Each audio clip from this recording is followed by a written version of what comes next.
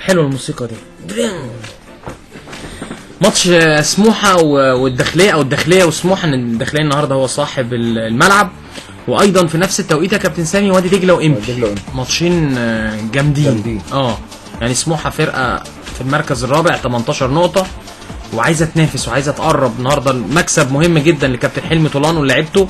كمان الداخليه في موقف صعب في المركز ال 14 6 نقاط، فبرضه الطموح عند الداخليه ان هم النهارده لازم يكسبوا عشان يبعدوا عن فرق المؤخره في بطوله الدوري. بص، هو بالنسبه للمركز بتاع الفرقتين هو في فروق كبيره. اللي بص الامكانيات الفنيه في فروق كبيره. بالنسبه للاسمين في فروق كبيره، لكن في الملعب هتبقى الفروق كبيره جدا جوه الملعب نفسه في المباراه نفسها. لان فرقه الداخليه فرقه بتاخد الكره، فرقه رخمه، بيقولوا عليها فرقه رخمه، بتقفل كويس قوي برغم ان كانت اللعيبه اقل من السنين اللي فاتت، لكن بتجد صعوبه في انك انت تعرف تكسبهم بسهوله. يعني ما بتتغلبش سكور، تغلب 1 أو 2، لكن ما بتعديش النتيجه 3 و4. فالنهارده عشان كده كابتن حلمي عامل حاجه انا استغربتها النهارده. يعني كابتن حلمي المباراه اللي فاتت كان بيلعب 4-2-3-1، النهارده لا، بيلعب 4-3-2-1 بالرغم من الند او الخصم بتاع سموحه المباراه اللي فاتت كان دجله، لكن النهارده بيلعب عشان مواصفات الملعب ضيق شويه الكلام ده. عشان كده ما انا بقول لك، عشان كده انا استغربت الكابتن حلمي عايز يمسك نص لان الملعب. الخصم بالنسبه لي المفروض ان انا ازود القدرات الهجوميه بتاعتي، مش ان انا اقفل نص الملعب. يعني المباراه اللي فاتت كان بيلعب بيه مانجا والمنوفي، هم دول نص الملعب، ومزود قدام اسلام محارب ويمكن كان في احمد رؤوف واسلام محارب ومحمود سيد، كان مزود قوي القدرات الهجوميه. فالنهارده لا، النهارده بيلعب دخل حمص في نص الملعب مع مانجا مع المنوفي، ولعب باثنين بحسام حسن واحمد تمساح من تحت باول. عشان كده بقول لك في النهارده تقل في نص الملعب، اللي بيمسك نص الملعب هو اللي بيمسك. خلي بالك الملعب عريض وقصير، الملعب عريض وقصير مش طويل. هو ليه لازم تتعامل معاه معامله خاصه. لازم طريقه لعبك وشغلك تبقى ليه معامله خاصه. عشان كده كابتن حلمي طلع، عشان كده النهارده مغير طريقه لعبه خالص، مزود نص الملعب ومزود الحته الهجوميه شويه، لان معظم الزحمه او التقل في نص الملعب. فالنهارده عشان كده هو مغير. نفس الموضوع بالنسبه النهارده لفرقه الداخليه. الداخليه بتاعت النهارده بفردين صراح. بدا النهارده بوبا منصور، ما كانش بيبدا بيه خالص، وبدا بيه النهارده مع بنجامين اشمبونج. فالنهارده بيلعب بفرودين. النهارده اسلام عبد النعيم مع ايده بره، وبيلعب باسلام كمال وعبد الحميد بودو هم اللي من تحت الفرد، بيلعب باثنين نص ملعب سعيد وهشام ابو خليل. اول ما تطلع الكوره بيرتد عبد الرحمن بودو واسلام، يبقوا 4 في نص الملعب. هل بقى يبقى في دور لبوبا او النهارده بنجامين هو ينزل نص الملعب، ولا هيلعبوا فرودين على الاثنين؟ فهي دي بقى بقول لك النهارده. لكن النهارده بوبا واشمبونج اللي هو بنجامين اول مره الاثنين اشوفهم بيلعبوا مع بعض بدايه اللقاء. كنت لسه من شويه بقول لك هعمل ايه في شادي محمد النهارده. انا قلت لك مناشده، لازم مناشده بسرعه. ما لحق نفسه، بص على الباب. لسه قالوا لي لسه كنت دلوقتي بعد التشكيل كنت لسه هبدا اقطع المناشده، لقيته داخل. كنت بص هبدا مناشده، بس المناشده كانت هتبقى شكلها وحش بقى النهارده. ازيك يا نجم؟ يا نجم يا حبيبي عامل ايه؟ انت هنا من بدري ولا ايه؟ جدا. اقول لك على حاجه، بطريق زحمه موت. كل يوم زحمه. ايه الجديد يعني؟ خصوصا عند لا مش هينفع اقول اسم لا لا الطريق فين؟ يعني الطريق كله حلو عند هيلتون رمسيس ساعه، يعني بعد ما وصلت هنا الشارع ده اتضايق. اركن العربيه فوق على الكوبري وانزل اتمشى. فكرت اسيبها وامشي والناس تقعد تدور عليا، يبقى نداء في الشارع ونداء. ازيك يا كابتن شادي؟ الحمد لله. اخبارك ايه؟ لحقت تفوق ولا لسه؟ طبعا الحمد لله. الحمد لله فايق يعني، كله زي الفل، كله تمام. طيب خليني اقول لك تشكيل تاني الداخليه وسموحه عشان انت لسه داخل حالا، والتشكيل قدامك اهو. النهارده الداخليه كابتن ضياء عبد الصمد بادئ بمحمود الغرباوي في حراسه المرمى، قدامه حسام عبد الجواد وجهاد جنيدي، 2 مساكين. ناحيه اليمين شهاب الدين محمد، وناحيه الشمال احمد سمير فرج.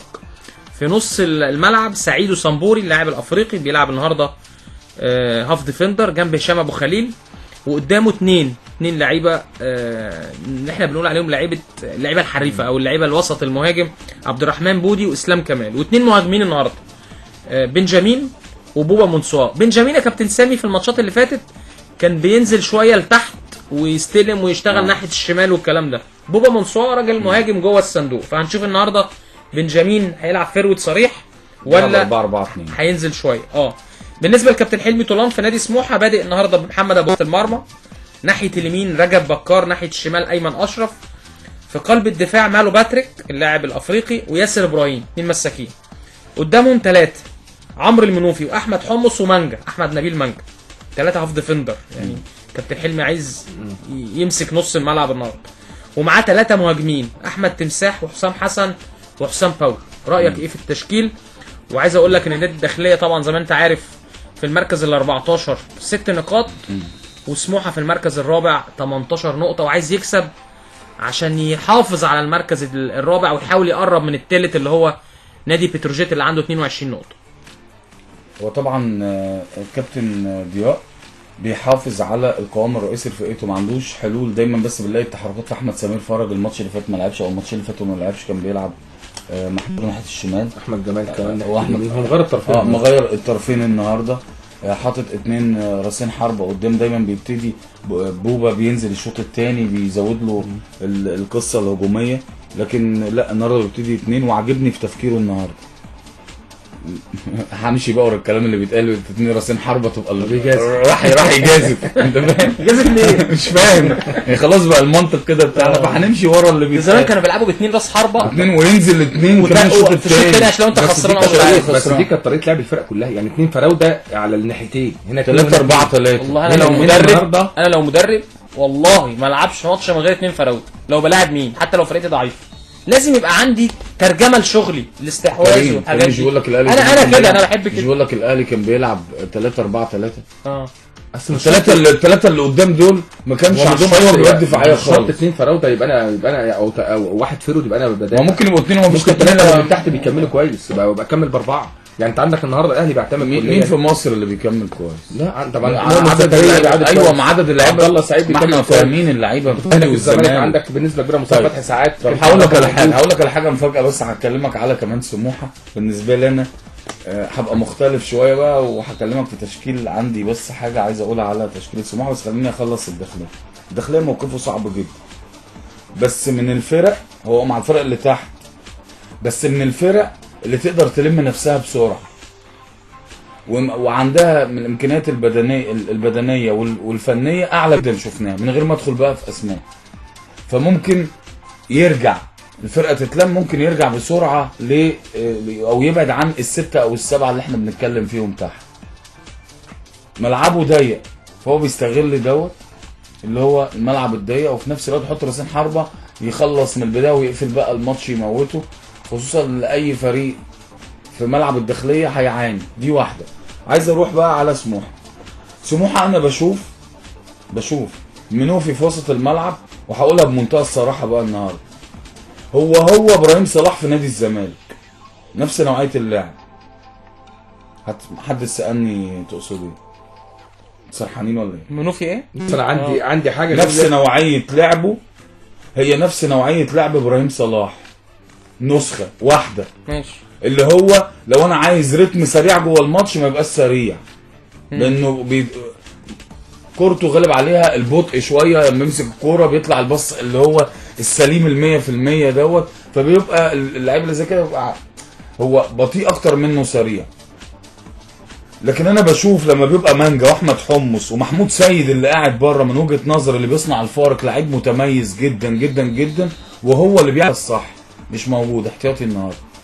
رقم 7 دكه سموحه جامده جدا، طلع الاربعه بتوع المره اللي احمد حسن مكي واحمد رؤوف واسلام محارب ومحمود سيد وعمر سعد وناصر رمضان ومهدي سليمان حارس مرمى. بص هقول لك على حاجه يا كريم، ركز في اللي انا هقوله. محمود سيد ده واحد من اللعيبه المتميزه جدا جدا جدا، وهو من اللعيبه اللي بتصنع الفارق في فرقه سموحه النهارده. ودايما حتى لما بيدخل مهندس فرج عامر كان دايما يتكلم عن محمود سيد ده خليفه بركات، كان بيقول كده كتير معانا. فلما تيجي تركز، مش عشان هو بيقول، انا بتكلم على اللي انا شايفه فنيا. فالنهارده هو مش موجود، بلعب حسام حسن، وحسام حسن مش بيعملها زي محمود السيد، الدور الهجومي بتاعه ما بيعملهوش. هو حسام حسن غالبا كمان بيبقى هو فيرود، يعني هو فيرود بس بيلعبوه من تحت اللي يزك فيرود. بس ما انا عشان كده بقول لك ما بيعملش الدور المفروض بتاع اللي بيعمله محمود سيد اللي هو رقم 7.